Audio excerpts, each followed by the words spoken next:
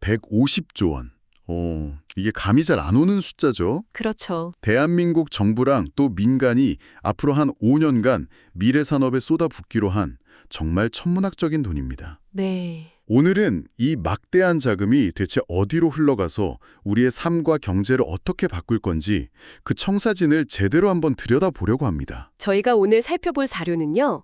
정부가 발표한 국민성장펀드랑 첨단전략산업기금 운용계획안 그리고 이걸 분석한 여러 기사들입니다. 단순히 AI랑 반도체에 투자한다더라 이런 막연한 얘기가 아니죠. 네, 그런 뜬구름 잡는 이야기가 아니라 그 돈이 딱 꽂히는 구체적인 프로젝트부터 또 이 계획의 성공 가능성 그리고 잠재적인 위험까지 아주 깊게 한번 파헤쳐 보는 게 오늘의 목표죠. 맞습니다. 이 거대한 계획의 핵심을 제대로 한번 뜯어보겠습니다. 자, 그럼 바로 시작해 볼까요?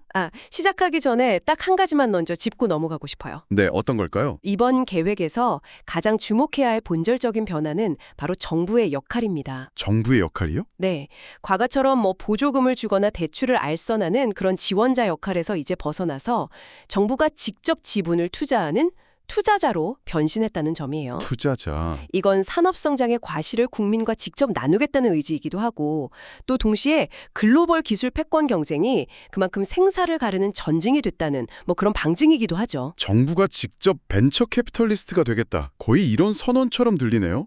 좋습니다. 그럼 이 150조 원 계획의 실체부터 한번 살펴보죠. 가장 핵심은 국민성장펀드라는 거죠? 네, 향후 5년간 매년 30조 원씩. 매년 30조 원이요?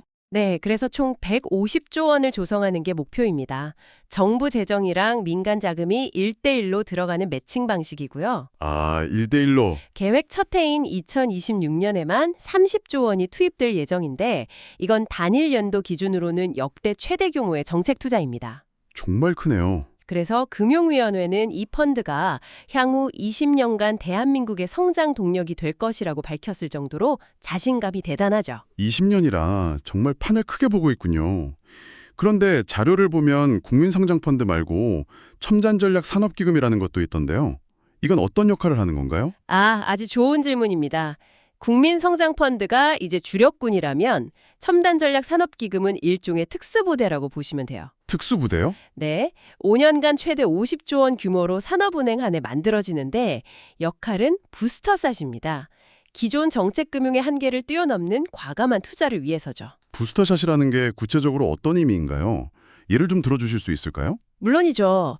일반적인 금융기관은 여신 한도나 위험가중치 같은 규제 때문에 리스크가 큰 초기 기업이나 대규모 설비 투자에 선뜻 나서기 어렵잖아요. 그렇죠. 아무래도 꺼려지겠죠. 그런데 이 기금은 그런 규제에서 비교적 자유로워요. 그래서 다른 투자자들이 꺼려는 후순위 보강 같은 걸 해줄 수 있습니다. 후순위 보강이요. 좀 더 쉽게 설명해 주실 수 있을까요? 예를 들어 어떤 프로젝트에 100억이 필요한데 민간 투자자들이 이거 망하면 우리 돈부터 날아가는 거 아니야? 하고 망설일 때가 있잖아요. 네. 그때 정부 기금이 손실나면 우리 돈 20억부터 까세요. 대신 수익은 좀 덜 가져갈게요. 이렇게 나서는 겁니다. 아하, 민간 투자자들의 안전판이 되어주는 거군요. 바로 그거죠. 이렇게 되면 훨씬 과감한 투자가 가능해집니다. 반도체, 2차 전지, AI 같은 12대 국가전략기술 분야의 초격차를 유지하려면 이런 모험적인 자금이 꼭 필요하거든요. 이제 이해가 되네요. 일종의 투자 안전장치를 정부가 직접 제공해서 민간 자본을 끌어들이는 거군요. 그렇다면 왜 하필 지금 이 시점에 이런 대규모 계획이 나온 걸까요? 그 배경에는 처절한 총력전이라는 키워드가 있습니다. 자료에도 언급되지만 미국은 반도체 산업 부흥을 위해서 칩스 법으로 수백조 원을 쏟아붓고 있고 네. 중국은 또 중국 제조 2015 이걸로 기술 굴기를 노리고 있죠. 정말 전쟁이네요. 이건 단순히 우리만 잘 먹고 잘 살자는 차원의 문제가 아니라 첨단 산업 주도권을 뺏기면 국가의 미래 자체가 없다는 그런 절박한 위기감의 발로라고 봐야 합니다. 여기서 정말 흥미로운 지점이 하나 있더라고요. 이 막대한 투자금의 40% 이상을 비수도권 지역에 의무적으로 배분한다는 조항입니다. 네, 맞습니다. 2028년에는 이 비율을 45%까지 높인다고 하고요. 이건 그냥 돈만 푸는 게 아니라 국토 전체의 산업 지도를 바꾸겠다는 의도로 보이는데요. 정확합니다. 단순히 수도권에 있는 몇몇 기업만 키우는 게 아니거든요. 지방에 새로운 산업 클러스터를 만들어서 국가 전체의 경제 체질을 개선하겠다는 그런 장기적인 포석이죠. 자, 그럼 이제 가장 궁금한 부분입니다. 이 천문학적인 돈이 구체적으로 어디에 쓰이는 걸까요?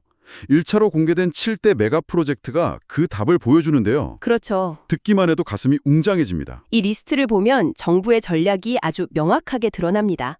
제가 먼저 몇 개 짚어볼까요? 네, 좋습니다. 첫째, 단연 눈에 띄는 K 엔비디아 육서, 즉 국산 AI 칩 기업을 키우는 프로젝트고요. 둘째는 이걸 뒷받침할 국가 AI 컴퓨팅 센터 구축입니다. 네. 그리고 셋째는 재생에너지 발전, 넷째는 전고체 배터리 소재 공장입니다. 잠깐만요. KNVIDIA는 잠시 후에 더 깊게 파고들기로 하고요.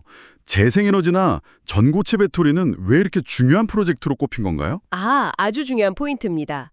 이게 잘 연결되어 있어요. 연결되어 있다고요? 예를 들어 반도체 공장 하나가 중소도시 전체만큼의 전기를 쓰는 전기 먹는 하마입니다. 아, 그렇죠. 앞으로 AI 반도체 공장을 더 지으려면 안정적인 전력 공급이 필수적이거든요. 그래서 재생에너지 발전이 단순한 환경 이슈가 아니라 반도체 산업에 사활이 걸린 인프라 문제가 되는 겁니다. 아, 산업의 동력을 확보하는 차원이군요.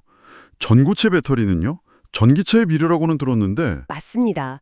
현재의 리튬이온 배터리는 성능이 거의 한계에 다다랐고 또 화재 위험성도 있잖아요. 네, 뉴스에도 많이 나왔죠. 전고체 배터리는 이 두 가지 문제를 모두 해결할 수 있는 게임 체인저입니다. 이걸 선점하는 국가가 미래 전기차 시장에 패권을 쥐게 될 겁니다. 단순한 부품이 아니라 미래 모빌리티 산업의 심장을 만드는군요. 바로 그겁니다. 그렇군요. 그럼 나머지 프로젝트들도 마저 알려주시죠. 네, 이어서 다섯째가 전력 반도체 생산 공장, 여섯째는 첨단 AI 반도체 파운드리, 마지막 일곱 번째는 반도체 에너지 인프라 지원입니다. 전력 반도체는 또 뭔가요? AI 반도체랑은 다른 건가요? 완전히 다릅니다. AI 반도체가 두뇌라면 전력 반도체는 심장과 혈관에 가깝다고 보시면 돼요. 심장과 혈관이요. 네, 전기차나 데이터 센터에서 전력을 효율적으로 변환하고 제어하는 역할을 하죠. 이게 성능이 좋아지면 전기차 주행 거리가 늘어나고 데이터 센터 전기 요금은 줄어듭니다. 아, 작지만 엄청나게 중요한 부품이네요. 그렇죠. 미래 산업의 효율을 결정짓는 핵심 기술입니다. 그리고 첨단 AI 파운드리나 인프라 지원은 결국 기술 독립과 연결되고요. 기술 독립. 네, 훌륭한 설계도, 즉 팹리스가 있어도 그걸 실제로 만들어낼 생산 공장, 파운드리가 없으면 말짱 꽝이니까요. 와, 7개 프로젝트가 각각 흩어져 있는 게 아니라 하나의 거대한 톱니바퀴처럼 맞물려 돌아가는 그림이네요. 그럼 이 중에서 가장 상징적이고 핵심적인 K 엔비디아 육성 전략에 대해 좀 더 깊이 들어가 보죠. 네, 한국판 엔비디아를 만들겠다니 이건 거의 불가능한 목표 아닌가요? 맞아요. 정말 야심찬 목표죠. 근데 이게 지금 당장 엔비디아가 장악한 AI 학습용 GPU 시장에서 정면 승부를 하겠다는 건 아닙니다. 아, 그런 건 아니고요. 네, 그건 계란으로 바위치기죠. 정부가 노리는 시장은 바로 AI 추론에 특화된 저전력, 저비용 반도체인 NPU, 즉 신경망 처리 장치 시장입니다. 학습과 추론, 그 차이가 핵심이군요. 예전에 비유를 들어주셨는데 다시 한번 쉽게 설명해 주실 수 있을까요? 물론이죠. 학습은 AI가 수십만 권의 책을 읽고 똑똑해지는 과정이라고 생각하시면 돼요. 네. 그리고 추론은 그 지식을 바탕으로 우리가 오늘 날씨 어때? 라고 물었을 때 맑을 거예요 라고 대답해주는 과정입니다. 아하. 실제 AI 서비스의 90% 이상은 바로 이 추론 단계에서 일어나죠. 그리고 이 과정은 스마트폰이나 자동차 같은 작은 기기 안에서 이루어져야 하기 때문에 전기를 적게 먹는 게 무엇보다 중요합니다. 엔비디아 GPU는 데이터 센터에서 엄청난 전기를 쓰면서 학습하는 용도에 가깝고 우리가 만들려는 NPU는 우리 손안의 기기에서 효율적으로 작동하는 용도라는 거군요. 바로 그겁니다. 게다가 앞으로 다가올 피지컬 AI 시대를 대비하는 포석이기도 해요. 피지컬 AI요? 네. 로봇 자율주행차처럼 현실 세계와 상호작용하는 AI 시대에는 초전력 반도체가 필수적이거든요. 자료에 나오는 핌이나 뉴로모픽 같은 차세대 기술도 다 이 목표를 위한 겁니다. 핌, 뉴로모픽 같은 용어는 좀 어려운데요. 간단히 말해서 핌은 메모리 반도체 안에 연산 기능까지 넣어서 데이터 이동을 최소화하는 기술이에요. 아, 도서관에서 책을 빌려와 책상에서 읽는 게 아니라 그냥 도서관 서가 앞에서 바로 읽어버리는 것처럼 효율적이죠. 뉴로모픽은 아예 인간의 뇌신경 구조를 모방한 반도체고요. 둘 다 엄청난 저전력을 목표로 하는 기술입니다. 정말 미래 기술의 총집합이네요.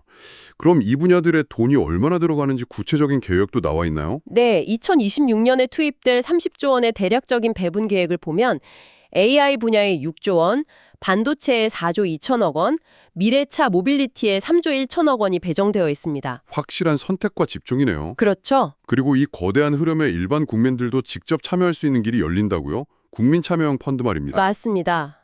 6천억 원 규모로 조성되는데 구조가 아주 흥미로워요. 어떻게 되어 있나요? 만약 투자했다가 손실이 나면 정부 재정이 최대 20%까지 손실을 먼저 떠나줍니다. 아, 정부가 먼저 손실을 흡수해준다? 네, 원금 보장은 아니지만 안정성을 크게 높여서 국민들의 참여를 유도하는 거죠. 국가의 미래에 내 돈을 직접 투자하고 그 성과를 함께 나눌 기회가 열리는 셈입니다. 와, 이렇게 야심차고 거대한 계획의 청사진을 들어보니 기대가 되는 한편 이런 생각도 듭니다. 이렇게 정부가 수십 수백 조 원을 들여서 시장에 개입하는 게 과연 옳은 방향일까? 분명히 그림자도 있을 텐데요. 당연히 있죠. 모든 거대 계획에는 명과 암이 공존합니다. 먼저 긍정적인 측면, 즉 명은 앞서 말했듯 정부가 단순 지원자가 아니라 투자자로 나선다는 점. 네. 그래서 성공의 과실을 회수하고 재투자하는 선순환 구조를 만들었다는 점. 그리고 불확실한 미래 산업에 대해 국가가 명확한 방향타를 제시했다는 점입니다. 하지만 이렇게 완벽해 보이는 계획에도 분명히 함정이 있겠죠. 자료들에서 지적하는 가장 큰 우려는 뭔가요? 단연 시장 왜곡 가능성입니다. 시장 왜곡. 네, 정부가 이렇게 거대한 자금을 들고 시장에 들어오면 시장의 자율적인 자원 배분 기능이 망가질 수 있다는 거죠. 돈이 가장 혁신적이고 효율적인 곳이 아니라 정부의 정책 방향에 맞는 곳, 심하게는 정치적으로 입김이 센 곳으로만 흘러갈 수 있다는 우려입니다. 이른바 관치금융의 부활을 걱정하는 목소리군요.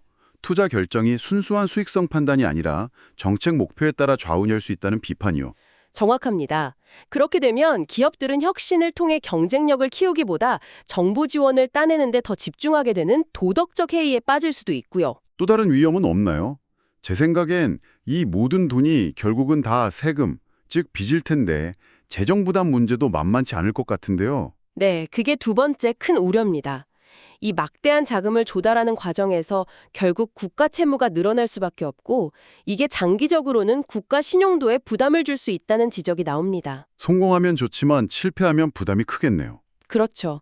만약 실패하면 그 부담은 고스란히 미래 세대가 져야 하니까요. 마지막으로 자료에 구축 효과라는 말이 나오던데 이건 어떤 의미인가요? 좀 어려운 용어 같아요. 구축, 큐주은 몰아낸다는 뜻입니다. 이 거대한 정책 펀드가 시중의 유동성을 진공청소기처럼 빨아들이면 네.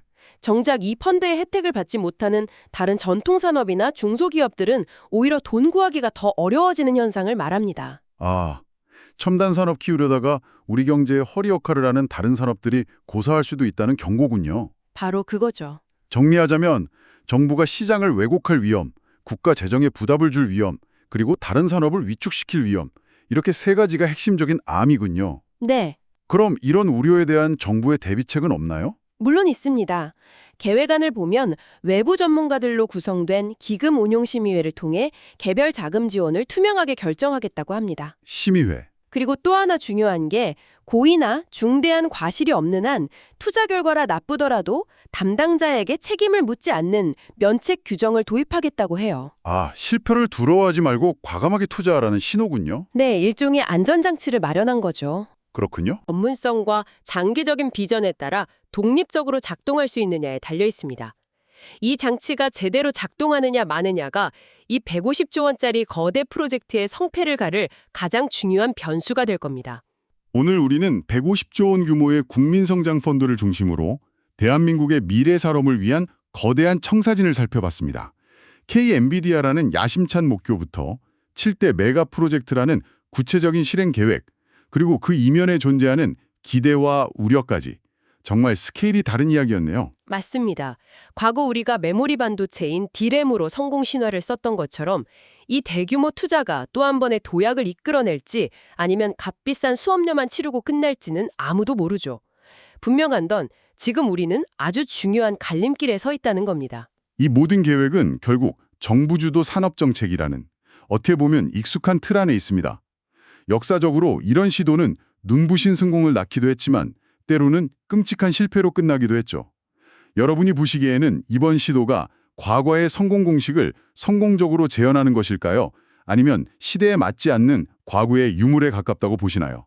이 질문에 대한 답이 앞으로 수십 년간 우리의 경제를 결정하게 될지도 모릅니다.